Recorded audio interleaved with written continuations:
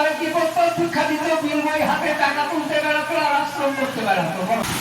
এবার দেখা যাচ্ছে পশ্চিমোত্তান আসন, এটাও আমার নয়ন খুব ভালোই পারে। আজকে হয়তো কোনো কারণে এটাও দেখাইনি, সুন্দর দেখালো। বল না বাবা, তোর গলার ভালোটাও ভালো, একটু সবাই শুনবো। 83 বছর বয়সে আমাদের গুরুদেবের কাছ থেকেই উনি বলাই বাহুল্য এই 83 বছর বয়সে আমাদের এবং করেন নিয়মিত সেটা বোঝাও যাচ্ছে। এটাই বড় হয়েছেন জগৎজ্যোতি, খুব সুন্দর লাগছে, খুব সুন্দর, খুব সুন্দর। বজ্রাসনে বসে আছেন শান্তানন্দ জগৎজ্যোতি। এই বজ্রাসন করলে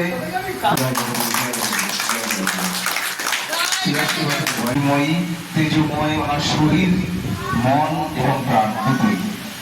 জয় জগৎগুরু।